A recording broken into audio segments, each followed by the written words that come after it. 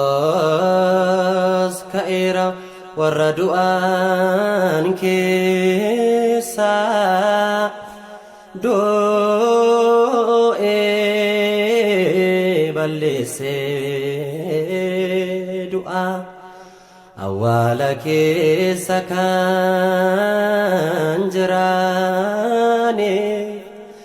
ከኔ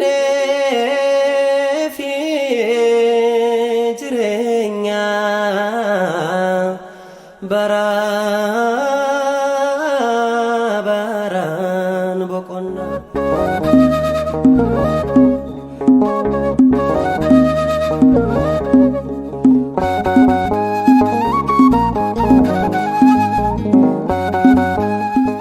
kabajamtoota fordoftoota Oromiyaa Global Media Corporation nageenyi keenya bakka jirtan maratti sinaagaggab jecha kun yaadannoo du'a ka'uu gooftaa Yesuus Kiristoos kan bara 2017 sababeeffachuudhaan as istiidiyoo keenyatti bifa akkasiin kan nuti kabajaa jirru. daawwattoota keenya kun yaadannoo du'a ka'uu gooftaa Yesuus Kiristoos kan bara 2017 yookaan 2025 sababeeffachuudhaan sagantaa addaa karaa OGMC isiniif qopheessinedha. Sagantaa kanas qopheessuun kan si waliin turu ani Lalisaa Dabbabaa fi Boontuu Dastaa akkasumas gama ogeessa kaameraatiin Olaanaa Nagaash nu waliin jira. Hanga xumura qophii keenyatti nu waliin turaan affeerraa keenya. Kiristoos ka'eera warra du'an keessaa. Yeroo ayyaanni dhufugaa wantoota garaagaraadha kan qophaa'u mitiiree ayyaanni gaa torbee jedheeti qophii eegalaa nuti egaa ayyaana kana ayyaana fakkeessuudhaaf as istiidiyoo keessatti dhangaa guutuudhaan egaa qabannee kan nuti dhufnee jirru. Eeyyeen dhugaadha akka tuukaaftee ayyaanni kun egaa wantoota ayyaana fakkeessan wantoota danuu qabanneeti jira. Kana jechuun immoo dhangaa guutuu qabanneeti jirra. As istiidiyoo keessattis waan qopheeffannee qabna. Istiidiyoon alallee waan qopheeffannee. Maarree akkuma tikaasteyyuu gaa yeroo ayyaanni ga'u immoo namoonni wantoota garaagaraa qopheeffatu mitiiree nuti immoo daawwattoota keenyaaf maaliin bashannansiisna faana dabarsinannee wantoota garaagaraa dhagaa kan nuti daawwattoota keenyaaf qopheeffannee dhufne. Keessattuu gaa hawaasni biyya keenyaa yookaan Itoophiyaan ayyaana kana kabajuudhaaf baay'ee iddoo olaanaa qabdi. Keessattuu hordoftoonni amantaa Ortodoksii Tawaahidoo ayyaana kana kabajuudhaaf iddoo guddaa kennuuf. Hordoftoota amantaa Ortodoksii Tawaahidoo biratti immoo ayyaana sooma baatiiwwan lama kan isaan dabarsanii baatiiwwan lama keessa soomanii egaa guyyaa irraa immoo guyyaa isaan hiikanii guyyaa gammachuu guyyaa maatii wal argu guyyaa tokkummaa nyaachaa dhugaa taphatan egaa guyyaan irraa. Daawwattoota keenya mana keessan teessanii bakka garaagaraa teessanii kan hordoftan irra deebiidhaan baga ayyaana yaadannoo du'aa ka'uu gooftaa Yesuus Kiristoos kan bara 2017 yookaan 2025 isin ga'e jecha dhangaa sagantaa keenya guutuu argachuudhaaf karaalee sooshaal miidiyaa keenya yuutuubii keenya akkasuma feesbuukii tiiktookii laayik sheer sabskiraayib gochuudhaan waliin gaa jecha kun ayyaana yaadannoo du'aa ka'uu gooftaa Yesuus Kiristoos sababeeffachuudhaan sagantaa addaa karaa OGMC isiniif qopheessinedha. Ani gara hordoftoota amantaa Ortodoksii Tawaahidootti imaluudhaan ayyaanni sooma hiikaa kana akkamiin kan isaan kabajanii sooma kana immoo akkamiin dabarsitanii mudannoowwan si mudatee jira jechuudhaan egaa hordoftoota amantaa kanaaf egaa gaaffilee garaagaraadha gaafachaa turtii kana taasise egaa isaanis egaa yaada bal'aadha kan nuuf kennanii gamanumaan isaaniin daawwannee yoo walitti deebine. Kiristoos ka'eera warra du'an keessaa. Harka fuunee kabajamtoota hordoftoota Oromiyaa Global Media Corporation nageenyi keenya bakka jirtan maratti sina qaqqabu jecha kun yaadannoo du'aa ka'uu gooftaa Yesuus Kiristoos sababeeffachuudhaan hordoftoota amantii Ortodoksii Tawaahidoo biratti haala akkamiin ayyaanni kun kan kabajamu yeroowwan soomaa kana immoo haala akkamiin kan isaan dabarsan jechuudhaan egaa tokko lamaan kan isin biraan qaqqabsinu ta'a. Isin hanga xumuraa sagantaa keenyatti nu daawwachaa nu waliin bu'aan affeerraa keenya. Kiristoos ka'eera warra du'an keessaa. Hayyee iyyamumaa tokkeef guddaa galatumii maqaa keenya jedhama. Maqaan koo Katamaa Xalee jedhama. Tigist Darasaa. Maqaan koo Batsaggat Shoomee jedhama. Maqaan kiyya Mikiyaas Shimallis jedhama. Yohaannis Tulluu. Maqaan koo Sabboontuu Abrahaam jedhama. Hayyee Sabboontuu garam deemaa? Gara mana amantaa. Sooma soomtee beektaa? Sooma jechuun maal jechuudha? Sooma jechuun waaqayyoodhaaf galanni itti galchamuuf.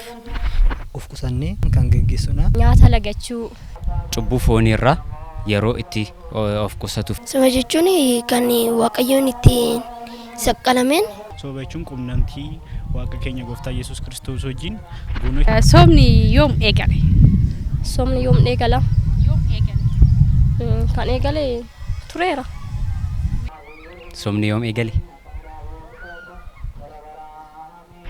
waan kana nyaatina jedhe addammi feewaaniidhaan ajajee ture. Sooma yeroo sana eegalee hidhetan fudhadhaa akka kotti. Akka mana amantaa Ortodoks Tawaahidootti soomni bakka meeqatti qoodama? Soomni kutaa gurguddoo torba qaba. Bakka torbatti. Kan ammaa kana osoo hin taane bakka torbatti qoodamu isaanis. Soomni bakka meeqatti qoodama? Torbeewwan sooma guddaa meeqa? 5.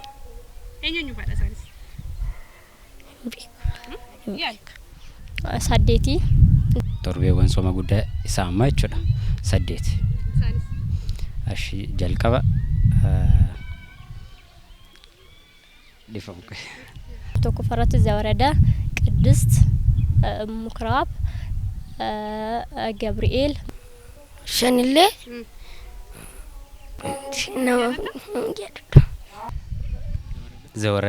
ዘወረደማ አማሪፊሳ አቺን ቁልቁሌቲ ወከን አማሪፊሳ ቅድስት ሰደፋንሞ torbeewwan soomaa eenyutu moggaase? Eenyu moggaase? Lakkiin beeku. Na darbuun beeku. Torbeewwan soomaa eenyu moggaase? Ayyaana Faasigaa moo akkamii yaadattaati? nan taphadha nama wajjin fira koo waliin fira koo bira nan deema kaza wala isaanis nu bira nufu walumaan taphannee gara galgala gara mana keenya deema. Yeroo biyya jirru manuma amantaa keessa tajaajila turre mana amantaadhaaf tikkeetii adda addaa hojjechiisuudhaan carraa adda addaa uummataaf qopheessine yeroo itti naannessinuuf mana amantaa keessatti yeroo ayyaanni dhufu wantoota garagaraatu yaadannaa mitiire ati immoo akkamii yaadatta? Illee akkasumatti. Sooma kana keessa immoo muudannoowwan si mudatee jira akka dhuunfaa keetti? Baay'ee natti toleera wanni mudannoo na mudatte illee jiru. Waan si mudate sooma kana keessa too soomaa jirtuuti? mudannoo addaa lakki. Namla ani tokko qiddaasii nanafa kaza wala yeroo deebi'u nan nyaadha. Wanti addaan jiru. Injiru. Beelaw ni nafu jira beelaw aranatti hafu boruudhaan jalqaba yemmuu soomni jalqabu torbee jalqabaa irratti amma oduun boru jalqabe kanarraa narraa darbu kan jedhu nafu. Xumurarra ergaa bakkee namoota jechuudha. Haadha koo fi abbaa koo fira koo hunduu ጓደኞታ koo fi akaakayyuu koo baga geessan jechuu barbaada. Hordoftoota amantii Kiristaanaa Tawaahidoo Itoophiyaa biyya keessas biyya alas kan jiraatan hundi isaanii baga ayyaana ifa du'aa ka'umsa gooftaa keenya Yesuus Kiristoos geessan jenna. Maatii koodhaaf hunda isaanii hiriyoota koodhaafis baga geessan jechuun barbaada.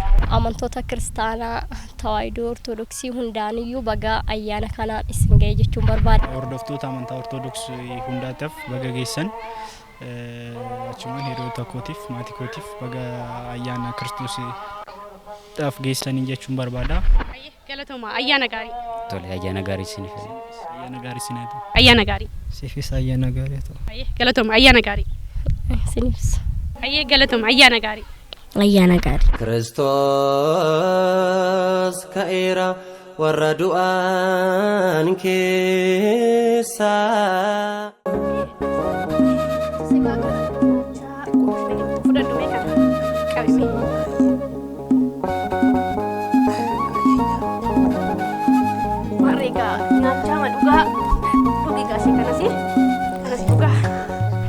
turtiin hordoftoota amantii Ortodoksii faana taasisne egaa haala akkas bareedaa tiin daawwannee kan walitti deebine. Chaalenjiiwwan jiran maal fakkaata ture?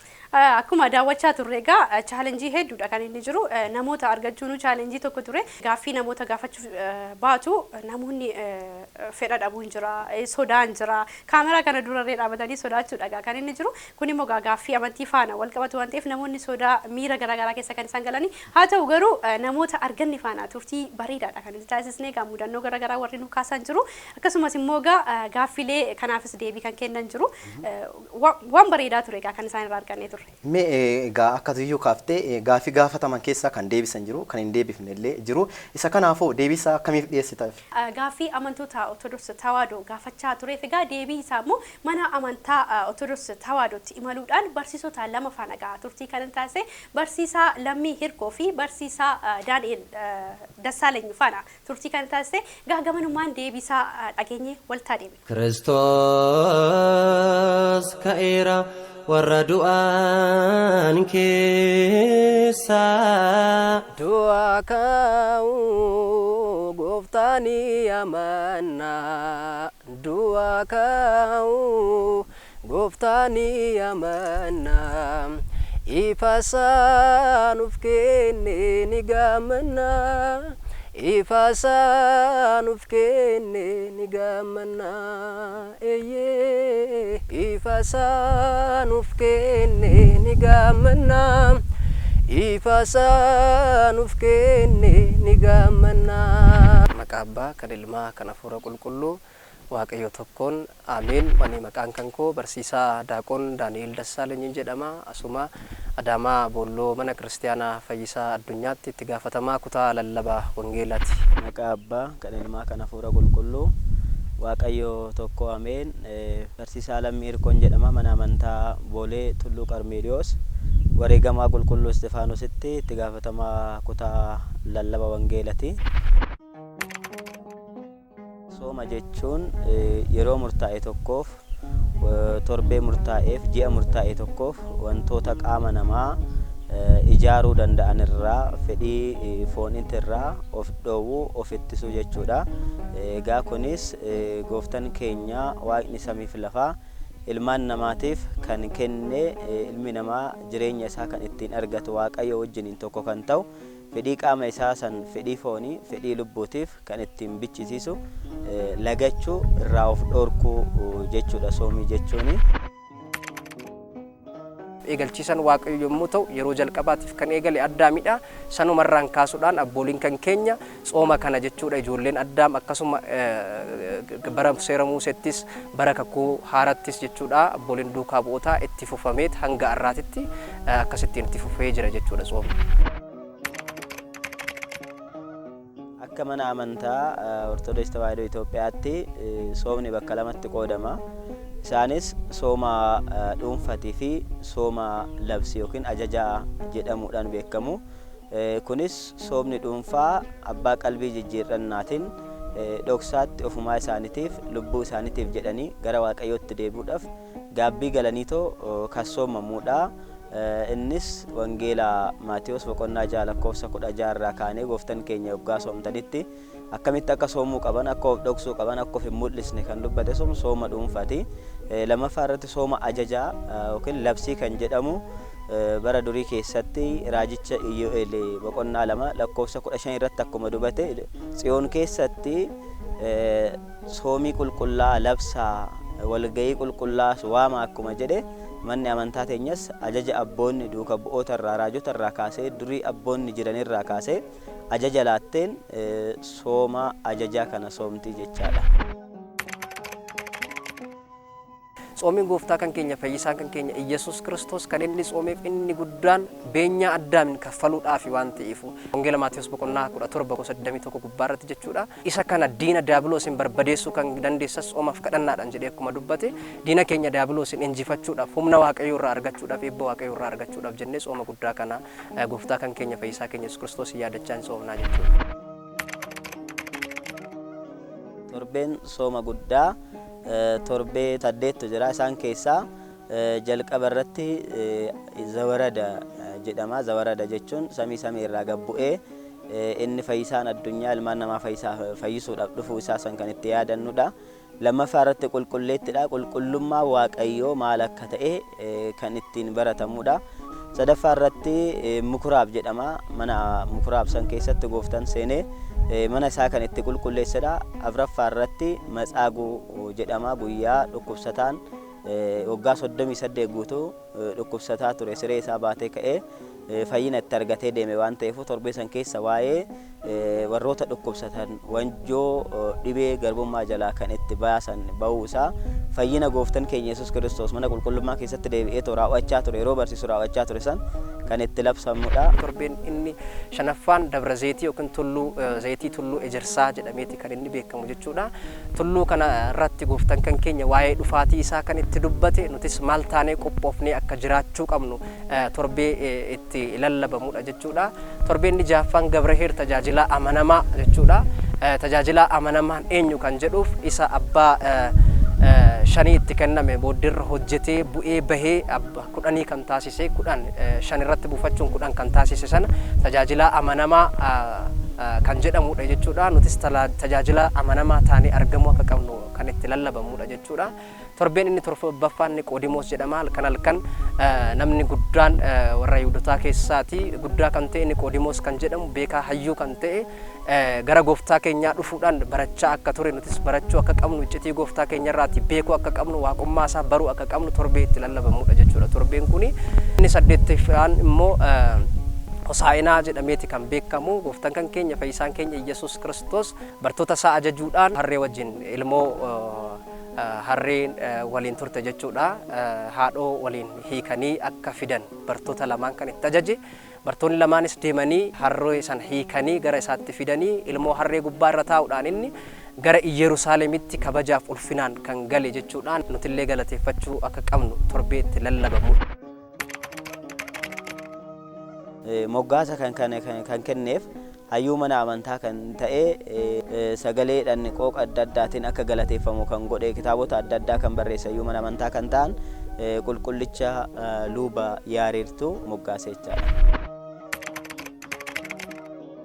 Wangeela Maariikoos boqonnaa 2:9 gubbaarratti seenaa isaa akkuma dubbisnutti jechuudha. Misirroon hanga isaan gidduu jirutti miizonni gadduu hin danda'anii hin gaddani hanga misirrichi isaan bira jirutti.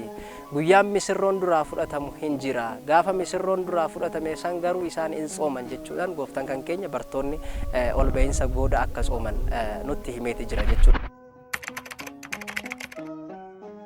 Seera ba'uu boqonnaa 12:1 irraatii kaafnee yommuu ilaallu seenaa uummata Israa'el ni arganna jechuudha. Akkuma beekamu Faasikaa jechuun ce'umsa jechuudha.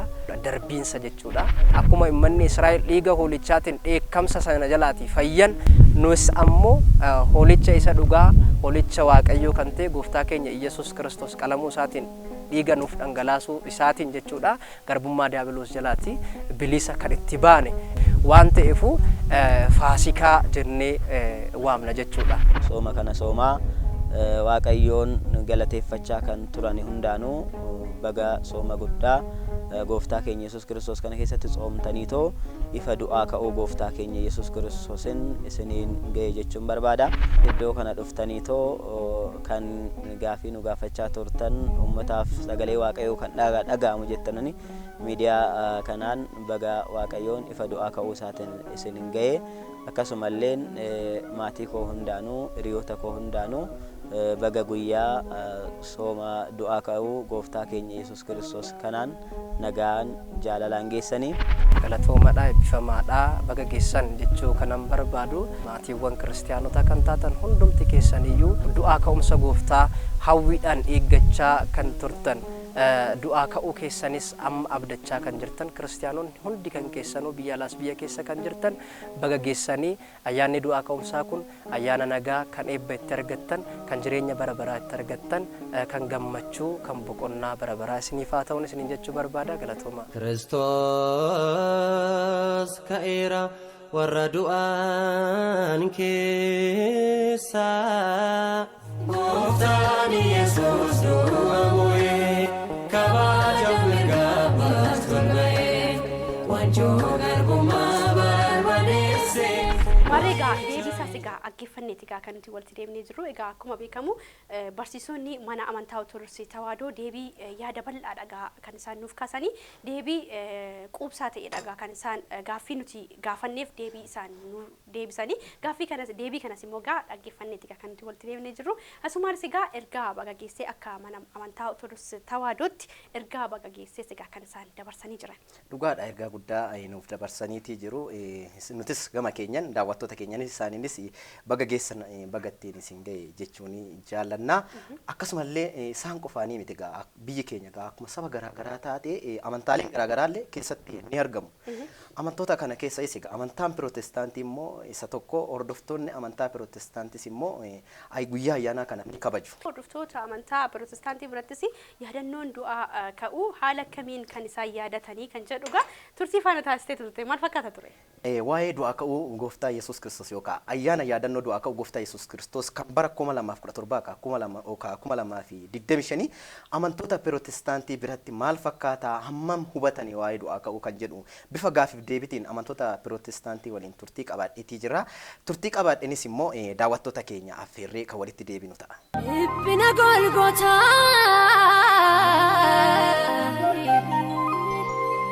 madaa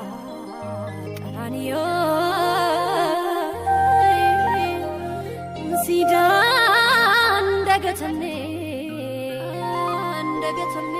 nuuf dhaabe waaqayyo maccaankaa jaallateera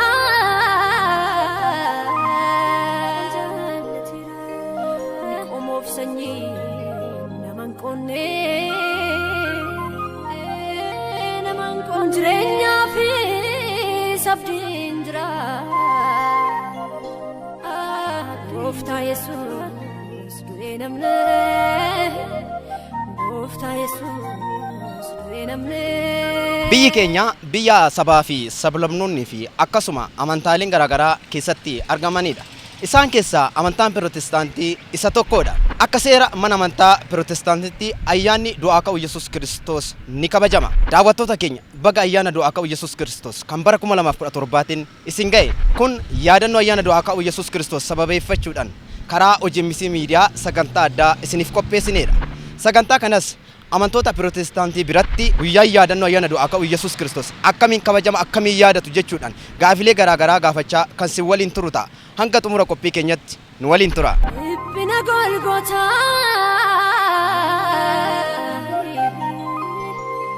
madaa qaraaniyoo. Eeyyama mutuu keessanii fi galatooma ulfadhaadha. Maqaan koo Jiituu Andaargeen jedhama. Maqaan koo Tamasgeen Malaakun jedhama. Dinqee Badhaasaan jedhama. Seenaa Barraa jedhama. Odaa Mitikkuu Firdiisaan jedhama. Kan waaqeffadhu waldaa Open Door Christ International Church. Mee Faazigaa jechuun maal jechuudha? Du'aa ka'uu jechuun darbuu jechuudha. Ayyaana Faasigaa jechuun Yesuus Kiristoos du'aa ka'uu isaatti kan beekamu jechuudha. Faasigaa jechuun anaaf bira darbuu. Faasigaa jechuun siif? Bira darbuu. Eeyyee. Nanna mana. Eeyyee. Mee namni Yesuusiniin awwaale eenyu?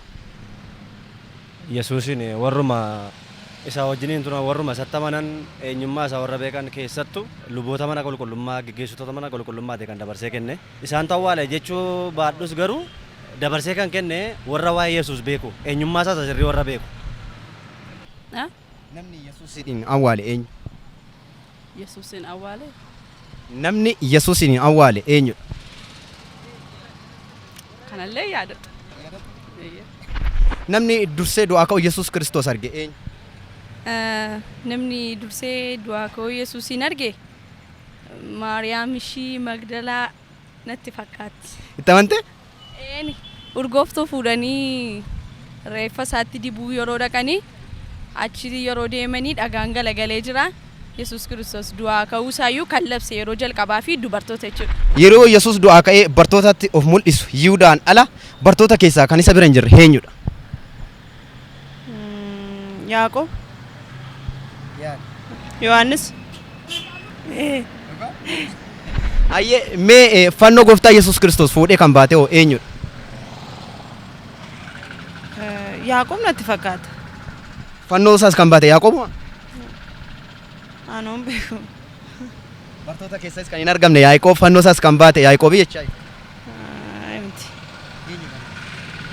Yihudaa. Yihudaadha jechuun. Itti amante kanatti. Namni fannoo gooftaa Yesuus baate. Akkanallee bira naa darbeen kanan beeku. Yaali. Namni fannoo gooftaa Yesuus baate. Maatiyaas. I know, hin beeku bakka. Yaaluun danda'u. Namni mee muka fannoo Yesuus Kiristoos fuudhee baate eenyu? Phexros kan. Phexrosidha. Itti amante? Itti amaneera. Gooftaa Yesuus Kiristoos osoo lukkuun hin iyyin yeroo sadii naganta kan jedheen eenyudha? Phexros. Eeyyee. Tole mee dhumarratti immoo Mee mudannoo ayyaana wal qabatee jiru yoo qabaatte nuuf. Mudannoo gammatti wanti natti mudamee jiru hin jiru. Ayyaana Faasikaa irratti mudannoo tokkoyyuu hin qabu. Ayyaana Faasikaa wal qabatee mudannoon hin jiru garuu mudannoo yeroo an mooraa ture ayyaana Faasikaa irraa agabuu olee beeka. Agabuu koo olee beeka. Guyyaa namni nyaatu mudannoo wayii tokko waan dubbatamuun malle haa ta'u garuu agabuu olee beeka. Yaa Faasikaadhaan yoon agabuu oleesii wantan guddaa yaadadhu waa'ee du'ee du'aa ka'uu Yesuus waan an arguuf achi keessatti jireenyaan arga waan ta'eef natti hin dhaga'amne jechuudha guyyaas. Natti hin dhaga'amne. Ergaa baga geessanii dhumarratti namoota ittiin jechuu barbaaddu yoo qabaate. Baga ittiin gisiin ga'eemu baga ayyaana Faasikaatiin baga isiniin ga'e firatoo keenya obboleewwan kun jedha. Tole dhumarratti ergaa baga geessanii namatti himtu yoo qabaate. Namni jechuu barbaadu abbaa mul'ataaf waldaa keenyaa kan ta'e Paaster Lolaa baga geessan jechuun barbaada akkasumas amantoota waldaa keenyaa hundumaan akkasumas immoo jiraatota magaalaa Adaamaa fi naannoo ishee jiran hundumaan baga geessan jechuun barbaada. Maatii koo firoottan koo hundumaatiin baga ayyaana waggaa geessan jechuun barbaada. Namootni baga geessanii ittiin jechuu barbaadu amantoota Oromoo hundumaa fi akkasumallee maatii koo firoottan koo bakka jiran hundumaatti baga ayyaana du'aa ka'uu geessanii ittiin jechuun barbaada. Ergaa baga geessanii namootaan jechuu barbaadoni. Yesuus Kiristoosiin fayyisaa lubbuu isaanii godhatanii amananii kan jiran addunyaa kanarra kan jiraniin baga ayyaana yaadannoo du'aa ka'uu Yesuus Kiristoosiin geessan ittiin jechuun barbaada isaanii. Ayyaana gaarii siif haa ta'u. Ifsaa ta'us. Ayyee yaada nuuf kennitaniif ulfaadhaa galatooma ayyaana gaarii isiniif haa ta'u. Ayyee isinillee galatooma. Dhiphina Golgootaa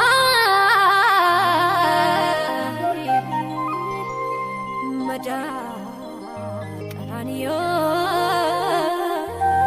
Ayyee daawwattoota keenya egaa amantoota Pirotestaantii biratti ayyaanni Faasikaa yookaan ayyaanni du'aa ka'uu maal fakkaata kan jedhu akkuma amma daawwannee walitti deebineedha. Maarree egaa akkuma amma daawwannee walitti deebinee egaa baay'ee yaada isaanii egaa irraa fuudhaa kan turte kan nama kolfasiisu bashannansiisu ture. Mee mudannoon chaalenjiin si mudate maal fakkaata ture? Turtiin isaan faana taasiste? Turtiin isaan faana taasifne turtii bareedaadha. Gaafii garaagaraa lama gaafannee deebisaa tokkicha illee warreen deebisan jiru. Gaafii gaafatamaniifis immoo deebicha kan argatan kan hin arganne illee jiru. Deebii dhumsaanii keessatti iyyuu hammam amantaa kanaaf hubatanii hordofaa jiru. Bifa bashannansiisatiinis ta'e bifa barsiisummaatiinis ta'e waan bal'aa irraa baranneetii jirra. Egaa turtii bareedaadha qabaanne dhugaa dubbachuudhaaf. Egaa irra deebiidhaan egaa hordoftoota keenyaatiin ayyaanni kun kan jaalalaa, kan milkii, kan nagaa akkasiniif ta'u hawwa. Maarree egaa gama deebiitiin maal qabattee jirta? Gama deebiitiin akkuma gaafii gaafataa ture gara waldaa warra amantoota Pirotestaantiitti himaleetii ture.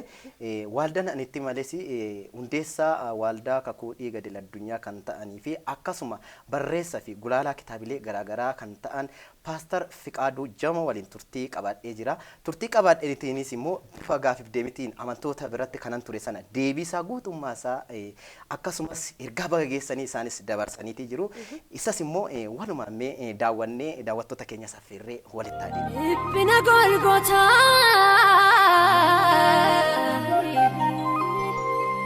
madaa qaraaniyoo. Maqaan koo Paaster Fiqaaduu Jammoon jedhama.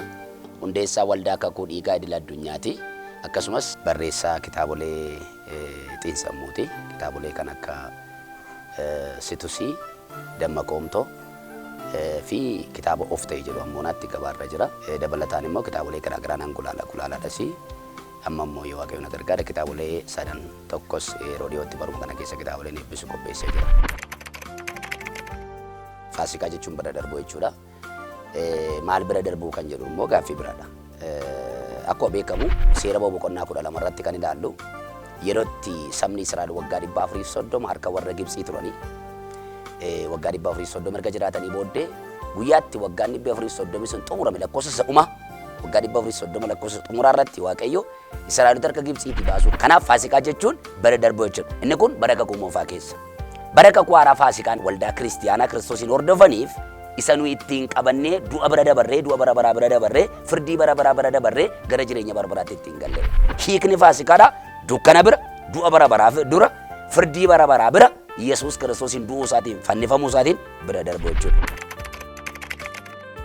Osoo lukkuun hin iyyiin si'a sadii nagan taqa inni jedhanii Phexrosidha. maaliif immoo jedhe onaan jette macaafa qulqulluu keenya irratti argina. Kana Maatiyos boqonnaa 26 lakkoofsa 31 kaasee hanga 35tti yoo dubbifanne Phexrosiin akka jedha ani gonkumaa sin ganuu edhaan Yesuustu akka jedhee dubbata ture lakkoofsa 31 irratti akka ammaa kana miti hundumti keessan na dhiiftanii deemtu jedheen. Sababni isaa wanta amma Yesuusitti dhufaa jiru suni mana cidhaa miti. Iddoo itti bashannana miti. Iddoo bashannanaa ta'e nama hundumtuu duukaa dhaqa. Lafti amma Yesuus dhaqaa jiru kun lafa rakkina qabu, lafa gidiraa qabu, lafa gindillaa jiidhaa baachuun jiru, lafa waraansi jiru, lafa itti tufamuun jiru, lafa billaan jiru, lafa waraanamuun jiru, lafa alangaa warra Roomaa sanaan garafamuun jiru achi dhaqaa jiru. Kanaaf Yesuus Kiristoos warroota na qabuu dhufan sana billaama isaanii billaa warra Roomaa loltoota warra Roomaa gaafa argitan hin baddu jedhe. Yesuus Kiristoos waaqa waan ta'eef waan itti dhufaa jiru sana hin arga. Kanaaf Yesuus akka jedheni nagantu jedhan isaan keessaa Phexros no akkamitti si ganuu dandeenya anaan koo qurxummii biraan fidde fooliin taane fiddee gara namummaatti na jijjiirte ana waan baay'ee naa goote waan ta'eef akkamitti namni si ganuu danda'a ani gonkumaa yoo eenyu si dhiisee sin dhiisu jennaan Phexros dhuguma siin jira utuu handaaqooniin iyyiin si'a sadii nagantaa jedheen. Namni muka fannoo Yesuus irraa fuudhee baate nama biyya Qareenaa Simoon jedhama. Luqaas boqonnaa 23 lakkoofsa 26 irratti argina. Namoota amma naga'u kana keessa miidhamuu Yesuus hin arge hin fudhatee kufaa. Gindillichi kan namni tokko baatu waan hin turreef baay'ee ulfaatinni isaa baay'ee hayi waan ta'eef yeroo inni fudhatee kufu kana arge namichi kun namni biyya Qareenaa kun Simoon kan jedhamu kun Yesuus Kiristoosin akka gargaare fuudhee garaan isaa raafamee. Biyya Yihuudaa keessa mandara Armaatiyaa keessatti qajeelummaadhaaf gaarummaadhaan namicha beekamu Yoosef namicha jedhamu tokkodha. Yoosef kuni hawaasa keessatti nama qajeelummaadhaan beekamudha. Yohaannis boqonnaa 20 lakkoofsa 16 irrattis ta'e Maarqos boqonnaa 16 irrattis kan nanni argannu dubartii Maariyaam Magdalaawii jedhamtu. Dubartii Maariyaam Magdalaawii jedhamtutu dhaqee Yesuusin argate yeroo isheen ganama shittoo dibuu dhaqanii iddoon awwaalaan jira garuu awwaalli hin jiru. Bakka teessee boossee turte isheen. Baay'ee teessee boossee jechuun dhabdee. Sabooddee ergamoonni nama lamaachi naannoo awwaala sana keessa ta'anii maaliif boossa maal eegdaa maal hojjetaa jirtaannaan hayi Yesuusin barsiisaa kuna jalaa fudhatanii itti himte. Yeroo isheen akka jettee galagaltee ilaaltu lakka nama kan fakkaatu cina ishee kan dhaabbatu Yesuus argee Maariyaam jedheen. Sabooddee rabuuni jette isheen immoo rabuuni jechuun barsiisaa jechuudha afa warra Ibraayisxiitiin. Bartoota isaa iddoo tokko jiran Yesuus gidduu isaaniitti argame nagaan isiniif haa ta'u walitti seenee itti mul'ise. Isaan keessa garuu namicha Toomaas yookaan Dedimoos namicha jedhamu ture inni keessan ture gaafa sana. Inni amanuu hin dandeenye gonkumaa anamman naqee madaa isaatti quba koo galchee argutti iyyuu namanu jedheenna namtichi gaafa sana amanuu dide Toomaasidha. Maatiyos boqonnaa 26 irratti guyyaatti gooftaan Yesuus Kiristoos dabarfamee kennamu sanattidha. Nyaata fuudhee cabsee eebbisee isaanii kennee ho'aa nyaadhaa kun foon kooti jedheeni. Xoofoos fuudhee galateeffate ho'aa kana dhugaa kun immoo dhiiga kooti isa sababii cubbuu keessaniif dhangala'u sanaadha. Deebee hammanii cidha abbaa kootii keessatti isin wajjin soorata sana soorradhuutti deebinee nyaata kana deebinee walii wajjin nyaannu. Kana jechuun maal jechuudha? Har'a waldaa kiristaanaa keessatti akkuma tuu kaaste akka waldaa keenyaatti amma ji'a sadiitti ilaannanu. Ji'a sadiitti kennaa qulqulluu yookaan irbaata gooftaa jenneen fudhanna. Already daayirektii dhuma foon Yesuus Kiristoos daayirektii dhiiga Yesuus Kiristoos ta'uu isaa otoo hin taane hojii Yesuus Kiristoos guyyaa sana fannoo irratti nuuf hojjete sana kan itti yaadannu. Gaafa sanas Yesuus Kiristoos foon isaa miti kan inni kenneef daabboo cabsee kenneefi bishaan kenneefi kana garuu mallattoo kanaaf godhadhaa milikkita kanaaf godhadhaa yeroo kana fudhattan hundumaa maal yaadattu isan fannoo irratti isiniif ta'e yaadattudha. Guutummaa addunyaa irra kan jiran Yesuus Kiristoos fayyisaa lubbuu isaanii godhatanii kan fudhatanii fi ayyaanni kun kan isaan ilaallatu hundumaa baga geessan jechuun barbaada jalqaba irratti. Yesuus Kiristoos nuuf fannifamuu isaatiin gidirfamuu isaatiin itti tufamuudhaan abaaramaa ta'e fannootti ol ba'ee fannifamuu isaatiin jireenya amma keessa jiraannu kana nuuf fideera. Yesuus Kiristoos du'uu isaatiin abbaatti nu araarseera. Araara buuseera. Nagaa fideera. Nus hawaasa akka keenya uummata akka keenya wajjin nagaatti jiraannu. Kanaaf ayyaana kana gaafa kabajannu maaludha? Bitaan mirga keenya warra jiran Oromoo ta'u, Amaaraa ta'u, Tigiree ta'u, Affaara ta'u, Sumaalee ta'u, Gambeellaa ta'u, Adarii ta'u, Anyuwaakina ta'u, Mashangariina ta'u. Saba kana hundumaa tokkummaadhaan Yesuus Kiristoos gurraacha adii furdaa qal'aa gabaabaa dheeraa utuun jedhin isatu du'ee jireenya nuuf kenne. Dukkana keessaa gara ifaatti kan nu baase isa waan ta'eef isa kana ilaalaa adeemnu ayyaanni ayyaana badhaadhina kan gammachuu kan ulfinaa kan kabajaa kan milkii nuuf ta'u horaa deeban. Ibbina Golgotaa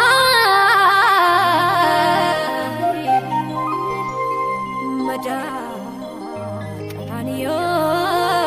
Deebiin isaanii deebisanii deebii barsiisaa ta'ee fi akkasumallee hordoftoota amantaa Pirotestaantiin ergaa baga geessanii ayyaana nagaa akka ta'uuf fi akkasuma ayyaana badhaadhinaa quufa akka ta'u hawwaniitii jiru dhugaatti gaa deebii bal'aadhaan of kennan paastariin. Kanneen mana isaanii ta'anii karaa sooshaal miidiyaa keenyaa nu daawwachaa jiran gaa ayyaana kana bifa akkasiin as istiidiyoo keenyatti gaa mijuu guutuutuudhaan gaa ayyaana kana guyyaarraa kan nuti kabajaa jiru. Dhugaadha ayyaana kana gaa guyyaadhuma ayyaanichi gaa eebba quufaa fi kolfa xabaa waan ta'eef nutis kan hundumaa guuttannee daawwattoota keenya hordoftoota keenya irratti dhiyaannetii jirra.